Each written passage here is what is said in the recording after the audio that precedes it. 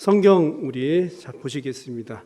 갈라디아서 5장 22절, 갈라디아서 5장 22절에서 26절까지 보시겠습니다.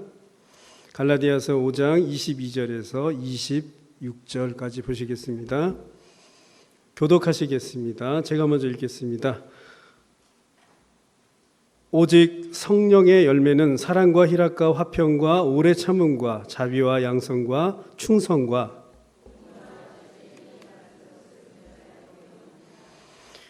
그리스도 예수의 사람은 육체와 함께 그 정욕과 탐심을 십자가에 못 박았느니라. 다 같이 헛된 영광을 구하여 서로 노엽게 하거나 서로 투기하지 말지니라. 아멘. 잠시 기도드리시겠습니다. 사랑해 주님 감사합니다. 오늘도 이렇게 귀한 예배 시간을 허락하여 주셨습니다. 하나님, 우리가 드려지는 이 귀한 예배 시간에 성령님 일하여 주시옵소서. 우리가 드려지는 이 귀한 예배 시간에 진리의 말씀이 선포되게 하시고 그 말씀으로 인해서 우리의 삶이 변화할 수 있도록 주님 인도하여 주시옵소서. 예수님의 이름으로 기도드렸습니다. 아멘. 자, 우리 다 같이 오늘 말씀의 제목 한번 읽어보도록 하겠습니다. 나와 함께 일하시는 성령님. 한 번 더 시작. 나와 함께 일하시는 성령님. 자, 옆 사람과 인사하겠습니다. 김응범 강도사님이 항상 설교 시작할 때 나누는 인사죠. 졸지 마세요. 인사하겠습니다. 예, 이 시간대 아주 졸기 쉬운 그런 시간입니다. 졸지 마시고요. 성령님께서 나에게 어떤 음성을 들려주시는지 우리 집중해서 말씀을 나누는 시간 갖도록 하겠습니다. 요즘은 참 복음이 많이 왜곡돼서 있습니다. 이단도 이단이지만 잘못된 그런 복음이 전파되는 경우가 참 많이 있죠. 특별히 자신의 필요에 의해서 복음이 이렇게 조작이 되고 만들어지는 경우가 참 많이 있습니다. 그리스도인들이 특히 성령님에 대해서 잘못 이해하는 경우가 참 많이 있습니다. 방언, 치유, 예언, 은사, 기적. 최근에는 힐링이란 말이 이렇게 또 선풍적으로 인기를 끌고 있는데 이 성령님의 사역이 자칫 이 모든 부분에서 한쪽으로 치우쳐져서 우리가 이해하고 받아들일 수 있다라고 하는 것입니다. 거기에는 자신의 이기적인 욕망이 이 성령님의 일하심을 땡겨가지고 자신의 삶 속에다가 적용을 하는 그런 경우가 많이 있다라고 하는 것입니다. 마치 성령님의 일하심을 알라딘의 등잔처럼 내가 원하는 대로 소원대로 빌어서 그렇게 성령님 함께 일해 주세요라고 우리는 그렇게 잘못 이해하는 경우가 많이 있습니다. 저는 작년에 얼굴에 점을 한 20개를 뺐습니다. 나름 손을 본 얼굴이거든요. 죄송합니다. 나름 손을 본 얼굴인데도 이렇게 돼서 20개 중에 하나가 어떤 거냐면요, 오른쪽 눈 밑에 조그만한 그 쥐젖 같은 살이 하나 있었어요. 혹 같은 게 아주 좁쌀만한 게. 저는 그게 한 6, 7년 동안 달고 다녔는데도 몰랐어요. 왜 몰랐냐면 어떤 날은 이게 가라앉았다가 이렇게 올라오는 날이 있어요. 그때는 이렇게 보면 세상이 꼭 먼지가 이렇게 뿌옇게 낀 것처럼 보이고, 그 다음에 어떤 날은 막 안개가 낀 것처럼 막 보이고, 그래서 이렇게 눈을 비비면 그게 또 내려오고, 그래서 그렇게 그런 세월을 6, 7년 동안 보냈었어요. 그래서 그게 올라오는 날은 항상 오늘은 먼지 낀 날, 오늘은 안개가 낀 날, 이렇게 착각을 하면서 그렇게 6, 7년을 보냈습니다. 점을 빼러 갔다가 의사 선생님이 여기도 이거 해야 됩니다라고 그렇게 해서 이제 치료를 해서 이렇게 제거한 적이 있어요. 자칫 우리의 신앙도 보면 내가 보는 눈꺼풀처럼 내 환경에 의해서 성령님을 또 하나님을 그렇게 바라보고 요구할 수 있다라고 하는 거죠. 성령님은 원래 멀쩡하신 분인데 내 눈의 눈꺼풀처럼 그렇게 해서 비춰지게 바라보는 그런 경우, 잘못 분별하는 그런 경우가 많이 있다라고 하는 거죠. 어디까지 성령님의 역사이고 어디까지 미혹의 영인지 참 요즘 세상에서 우리가 분별하기가 쉽지 않습니다. 영적인 현상을 비판하게 되면 자칫 이것이 성령님을 회방하거나 모독하는 것이 아닐까, 그런 오류를 또 범하기 때문에 너무 또 이렇게 조심스럽게 우리가 신앙생활 할 수도 있습니다. 그래서 우리에게 가장 중요한 것은 바로 이 성령님이 우리와 함께 하시고 일하시는 그 분별, 그렇게 함께 하는 거에 대한 분별을 잘 할 줄 알아야 한다는 것입니다. 요한일서 4장 1절 우리 한번 읽어보도록 하겠습니다. 시작. 사랑하는 자들아, 영을 다 믿지 말고 오직 영들이 하나님께 속하였나 분별하라. 많은 거짓 선지자가 세상에 나왔습니다. 분별할 줄 알아야 합니다. 성령님은 보혜사이시기 때문에 우리 곁에서 늘 우리에게 지혜의 말씀, 진리의 영을 주십니다. 같이 함께 하시면서 우리는 분별할 줄 알아야 합니다. 특별히 많은 신앙인들은 예언에 관해서도 이 성령님을 결부시키는 그런 경우가 참 많이 있습니다. 과거에 여러분 잘 아시겠지만 1992년 10월 28일 담이 선교회 잘 아시죠? 재림의 날, 재림이 언제 이렇게 온다라고 이렇게 주장을 했었다가 결국은 그것이 성령님의 일하심이 아닌 것이 드러났었죠. 어떤 메시지도 어떠한 현상도 말씀과 반대되는 그런 것은 결코 성령님이 일하심이 아니라는 것을 우리는 알아야 합니다. 성령님이 어떤 목적으로 일하시는지 우리는 분명하게 그것을 분별할 줄 알아야 됩니다. 성령님의 일하심은 성경에서 알려주지 않는 것들, 우리가 늘 갖고 있는 이 성경에서 알려주지 않는 것들은 그렇게 계시를 잘 해주지 않는다는 거 우리는 잘 알아야 됩니다. 바울이 삼층천에 다녀왔었어도 그것을 침묵한 이유는요, 사람들이 함부로 잘못해서 해석하고 생각할까 봐 그래서 함부로 입을 열지 않았던 것입니다. 특별히 우리는 영적인 그런 관음증을 가지고 있습니다. 그래서 뭔가 이렇게 요구하고 신비로운 것들을 계속 이렇게 찾아서 보려고 하는 그런 신앙인들도 참 많이 있죠. 그리고 영적인 그런 조급증도 있습니다. 성급하게 성령님께 막 재촉합니다. 하나님 내 생활에 이런 것도 부어주시고 이것도 역사해 주시고 그렇게 아주 성급하게 다가가는 그런 신앙인도 참 많이 있습니다. 미래를 미리 훔쳐본다는 것, 이것은 성령님이 내게 뜻하신 모든 유익을 한순간에 앗아갈 수 있다고 하는 것입니다. 우리는 그래서 말씀을 중심으로 탄탄하게 성령님을 알아가야 한다는 것입니다. 영적인 조급증은 내게 허락하신 소중한 신앙인으로서 자유를 박탈하게 되고 우리가 그동안 쌓아왔던 그런 믿음의 이런 조건과 이런 상황들이 한순간에 무너져 버릴 수 있다고 하는 것입니다. 특별히 성령님이 일하시는 곳이 어디냐면 바로 우리의 마음입니다. 우리는 마음을 그래서 잘 다스리고 잘 이끌어야 합니다. 우리의 마음 상태는 항상 연약한 상태이기 때문에 성령님께서 일할 수 있도록 우리는 잘 만들어 주어야 한다는 것입니다. 우리의 마음이 참 이상한 곳입니다. 성령님뿐만이 아니라 육신의 생각, 육신의 소욕들이 이곳에서 같이 교차하면서 일하는, 생각하는 그런 미묘한 장소가 바로 우리의 마음이라고 하는 것입니다. 속담에도 그런 말 있죠. 며느리가 시어머니, 시아버지에게 식사를 대접하러 밥상을 들고 문지방을 넘어가죠. 문지방 넘어갈 때 수십, 수백 가지의 생각을 한다라고 하죠. 마음속으로. 그만큼 우리의 마음은 아주 미묘한 그런 공간이라고 하는 것입니다. 어떠한 생각도 성령님으로 왔다라고 우리는 쉽게 판단해서도 안 된다라고 하는 것입니다. 잘 분별할 줄 알아야 한다는 것입니다. 연약한 사람의 특징은 여러분도 그렇고 저도 그렇지만 자신이 의존하고 있는 것, 자신이 가장 믿고 있는 그 마음 상태에 지배를 받게 돼 있어요. 그렇죠? 그래서 우리의 마음이 어떤 상태인지가 참 중요하다라고 하는 거죠. 거짓 영에 의존되어 있으면 그것에 따라갈 수밖에 없는 게 바로 우리라고 하는 겁니다. 우리의 마음이 항상 성령님과 그래서 동행할 수 있도록 우리는 늘 최선을 다해야 한다는 것입니다. 기적도 마찬가지입니다. 성령님은 기적을 통해서 반드시 이 말씀을 통해서 또 메시지를 이렇게 전달을 해 주십니다. 왜냐하면 성령님은 진리의 영이시기 때문에 어떠한 기적이나 사건을 통해서는 반드시 특별한 목적으로 다가오신다라고 하는 것입니다. 함부로 기적을 성령님은 남발하지 않는다라고 하는 것입니다. 왜냐하면 우리의 생각이 혼란스럽고 많은 부분 영적으로 무질서에 빠질 수 있기 때문입니다. 저는 여러분 통계에 충실한 사람입니다.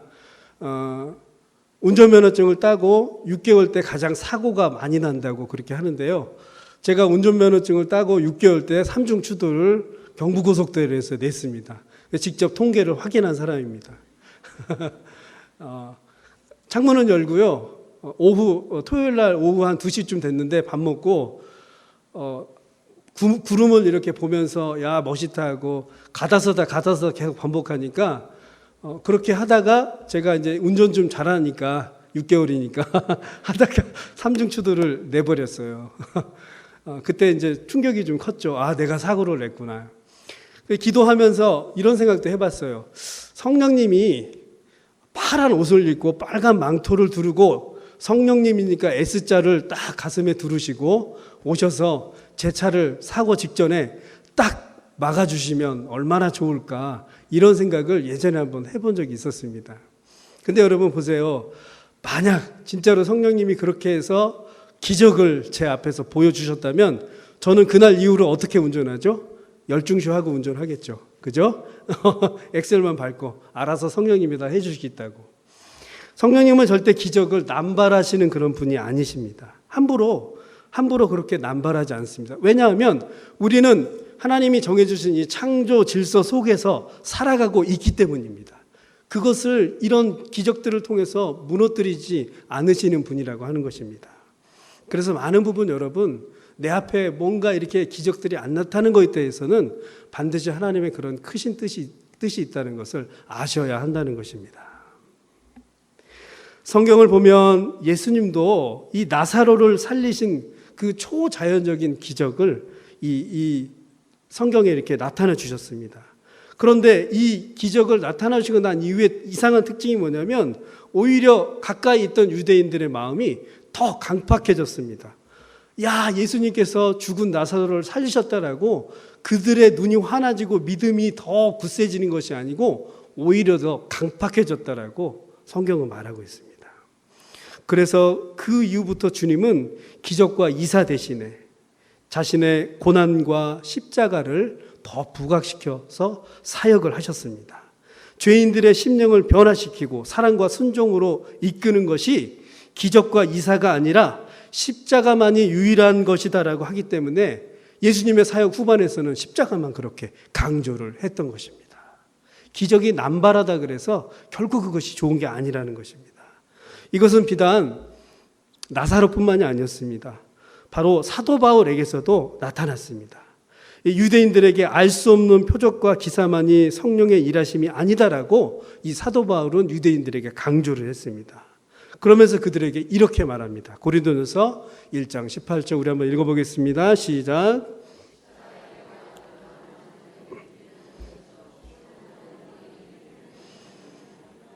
그렇습니다. 십자가의 도가 너희를 구원에 이르게 하고 이것이 진정 하나님의 능력이다. 이렇게 말씀을 하고 있습니다. 우리 오늘 본문 24절도 성경을 한번 보겠습니다. PPT 없으니까 24절 한번 읽어보겠습니다. 시작.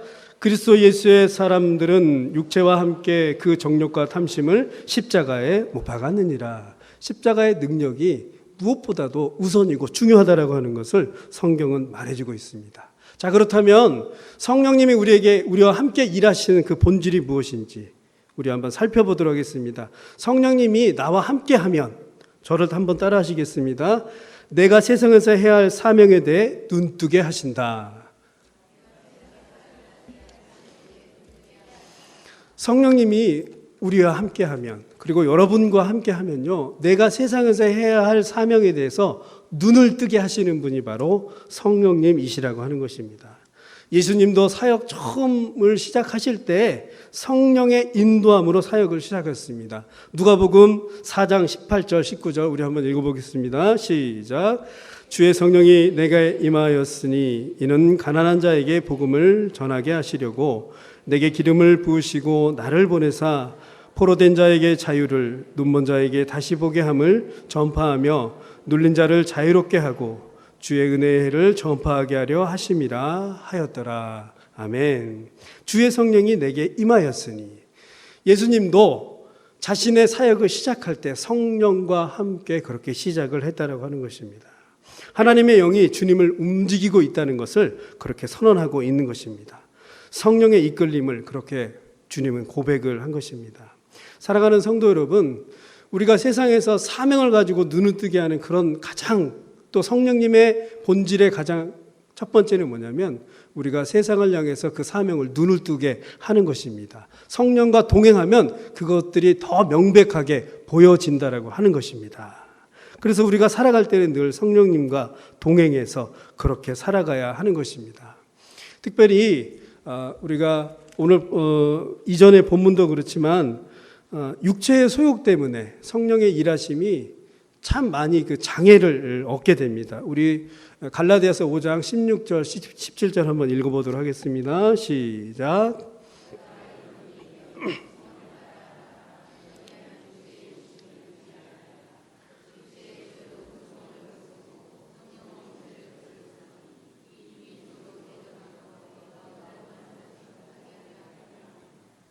그렇습니다. 우리의 마음은 항상 마음속이 연약하기 때문에 대립을 합니다. 육체의 소욕과 성령의 소욕이 항상 대립하는 공간이 바로 우리의 마음이라고 하는 것입니다. 소욕이라고 하는 말은 우리가 자칫 잘못하면 육체의 소욕 쪽으로 생각할 수 있는데요. 영어 성경에서 이것을 패션으로 이야기합니다. 열정이죠. 그러니까 이 소욕, 열정이 어떠한 방향으로 사용하느냐에 따라서 그 내용이 틀리다라고 하는 것입니다. 우리 마음속에 있는 이 소욕이 육체를 향하고 있다면 육체로 사용이 되는 거고, 성령을 향해 있다면 성령을 향해서, 성령의 결과를 향해서 그렇게 사용된다라고 하는 것입니다. 그래서 이 둘이 늘 우리의 마음속에서 싸울 때 우리는 성령의 힘을 입어서 우리는 이겨야 합니다. 성령에 의해서 우리의 사명을 잘 감당하며 또 나아가야 한다는 것입니다. 성령님과 함께하는 사람은 사는 것이 아니라 때로는 아주 많은 부분 죽어야 성령님이 우리 마음속에 일을 한다는 것입니다. 사도 바울도 그래서 이런 고백을 하고 있습니다. 고린도전서 15장 31절 우리 한번 읽어보겠습니다. 시작.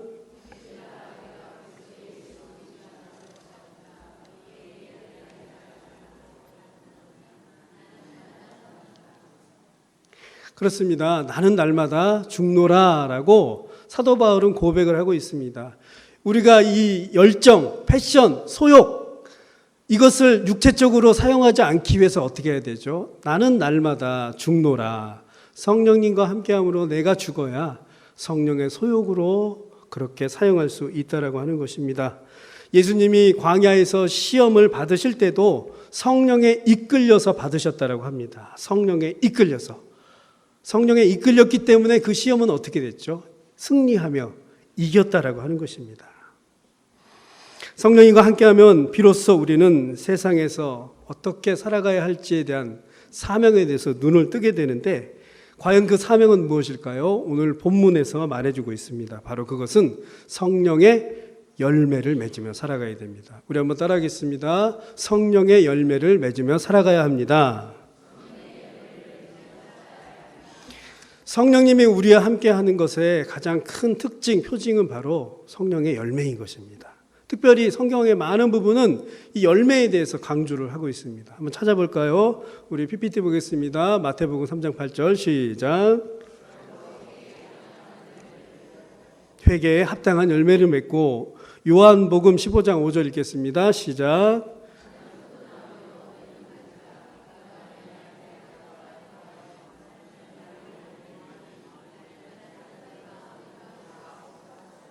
그렇습니다. 열매를 많이 맺나니. 빌립보서 1장 11절 읽겠습니다. 시작. 예수 그리스도로 말미암아 의의 열매가 가득하여 하나님의 영광과 찬송이 되기를 원하노라. 히브리서 12장 11절 시작. 무릇 징계가 당시에는 즐거워 보이지 않고 슬퍼 보이나 후에 그로 말미암아 연단받은 자들은 의와 평강의 열매를 맺느니라. 그렇습니다. 성경의 많은 부분은 이렇게 열매를 강조합니다. 열매가 그만큼 중요합니다. 성령님과 함께하는 그 열매, 성령의 열매를 우리는 표징으로 삼고 그렇게 맺도록 노력을 해야 됩니다. 이 열매는요, 신앙의 인격이고요, 우리의 영적인 척도입니다. 성령님이 함께 하는지 안 하는지 이것들을 알 수 있는 것이 바로 열매라고 하는 것입니다. 우리의 영적인 상태를 평가하는 것, 그것이 바로 열매입니다. 그런데 여러분, 한 가지 알아야 할 것, 사랑, 희락, 화평, 오래 참음, 자비, 양성, 온유, 절제, 이 모든 것들이 완벽하게 우리 삶에 이루어질 수 있을까요? 이루어질 수 없습니다. 절대 없습니다. 우리는 그것을 계속 완성하면서 나아가야 하는 것입니다. 그래서 때로는 지치고 힘들더라도 우리는 성령님과 힘을 함께 하면서 그렇게 만들어가는 것입니다. 그리고 이것은 총체적인 것입니다. 사랑을 완벽하게 하는 사람이 오래 참음을 할 수도 없습니다. 오래 참음을 또 완벽하게 하는 사람이 사랑을 할 수 있을까요? 그렇게 할 수 없습니다. 모든 것이 다 총체적으로 다 골고루 이루어져야 한다는 것입니다. 독단적으로 하나하나 이루어지는 것이 아니라는 것이 바로 성령의 열매인 것입니다. 성경에서는 꽃이 피우고 잎이 무성하다 할지라도 열매로 하나님은 평가한다라고 그렇게 말씀하고 있습니다. 사진 한번 볼까요? 꽤 오래전에 우즈베키스탄 선교를 간 적이 있습니다. 세 가지 과일이 있는데요. 저 뒤에는 수박이고요. 그 다음에 여러분 보시기에 왼편에 있는 게 멜론이고요. 그 다음에 하얗고 길고 생긴 게 디나라고 하는 그런 수박 종류의 과일입니다. 저 셋 중에 가장 맛있는 게 뭐냐면 저 못생긴 디나라고 하는 과일이에요. 보기에는 저렇게 막 큼지막하고 무식하게 생겼어도요, 쪼개서 먹으면 수박보다도 훨씬 맛있어요. 그래서 많은 사람들이 이 중앙아시아를 가면은 저 디나라고 하는 그런 과일을 먹습니다. 보기에는 저렇게 못생겨도 굉장히 그 열매가 달고 맛있습니다. 여러분, 살구 아시죠? 살구가 그 별명이 있습니다. 6글자. 뭐죠? 지금 보이는 별명 6글자. 여러분 삶 속에서 많이 빛 좋은 뭐죠? 이제 나오시네요. 빛 좋은 게살구. 보기에는 먹음직스럽고 보암직도 하고, 그런데 그 살구는 저 안 먹어봤죠. 먹으면 뭐 떡더름하고 쓰고 뭐 그런다면서요. 그냥 약으로만 쓰잖아요. 과일처럼 보이지만 실제 달지 않는다 그래서 그냥 빛 좋은 게살구 그렇게 이야기합니다. 얘가 맞을지 모르지만 그냥 열매처럼 보인다 그래서 다 열매가 아니라고 하는 것입니다. 충분히 그 내적으로 먹었을 때 맛있는 그런 과일, 열매다운 것, 그것이 바로 진짜 열매라고 하는 것입니다. 성경에서는 이렇게 잎이 무성하고 가지가 풍성하다고 해서 그렇게 좋은 열매를 맺는다라고 얘기하지 않습니다. 열매다워야 한다는 거죠.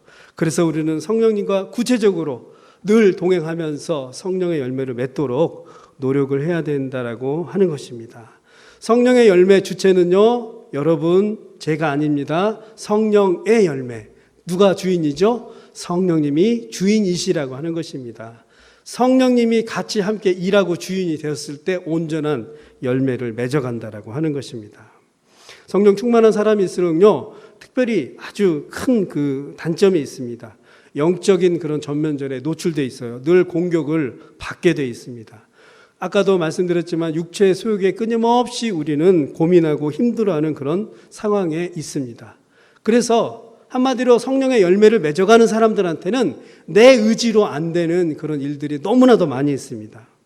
사도 바울은 그래서 이런 고백을 했습니다. 로마서 7장 19절 우리 한번 읽어보겠습니다. 시작.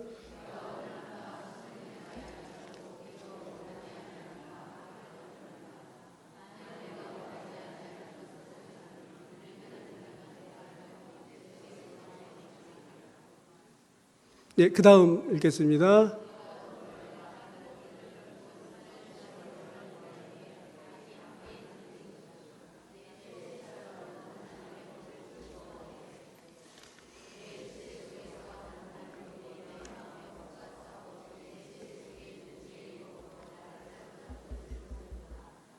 오라 나는 공고한 사람이로다.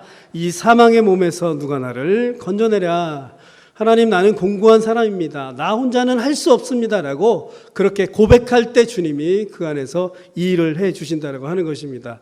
여러분, 믿음이 탄탄하지 않고 능력이 없다면 오히려 하나님 앞에서 정직하시기 바랍니다. 하나님, 나는 연약합니다. 성령님이 나와 함께 일하여 주시옵소서라고 고백한다면 그때 성령님이 우리의 마음속에서 일해 주신다라고 하는 것입니다. 오라 나는 공고한 사람이로다. 말씀을 마무리하도록 하겠습니다. 안녕하세요 성령님이라고 하는 그런 책이 있습니다. 그 내용에 대해서는 여러 가지 분분한 말이 있는데 저는 그 제목만 가지고 말씀하도록 하겠습니다. 안녕하세요 성령님. 성령님은 하나님이신데 안녕하세요 이렇게 말하고 있죠. 성령님은 인격을 가지고 계세요. 우리와 흡사한 그런 인격을 상당히 많이 가지고 있습니다. 아침에 일어날 때 성령님 안녕하세요. 나와 동행하길 원합니다. 성령님 오늘 제가 피곤하거든요. 성령님 나에게 힘을 주세요. 인격을 가지고 있는 성령님께 그렇게 늘 대화하면서 살아가시길 바랍니다. 성경에도 인격적인 이 부분들이 얼마나 많이 있는지 몰라요. 한번 볼까요? 시편 27편 8절 9절 시작. 너희는 내 얼굴을 찾으라 하실 때 내 마음이 주께 말하되 여호와여 내가 주의 얼굴을 찾으리이다 하였나이다. 주의 얼굴을 내게 숨기지 마소서. 성령님 하나님은 얼굴을 가지고 있다고 합니다. 늘 매일매일 하나님의 얼굴을 구하세요. 또 대화를 나누세요. 시편 62편 우리 한번 읽겠습니다. 시작. 백성들아 그의 앞에 마음을 토하라. 하나님은 우리의 피난처시로다. 아멘. 그 앞에서 마음을 토하라. 대화하시라고 그렇게 말하고 있습니다. 성령님은 인격을 가지고 있기 때문에 우리가 대화를 하면 들어주시는 그런 분이시라는 것입니다. 그리고 성령님을 늘 모시고 다니세요. 시편 16편 8절 시작. 내가 여호와를 항상 내 앞에 모시고 다니세요. 자, 마지막 성령님께 도움을 구하십시오. 이사야 11장 2절 시작.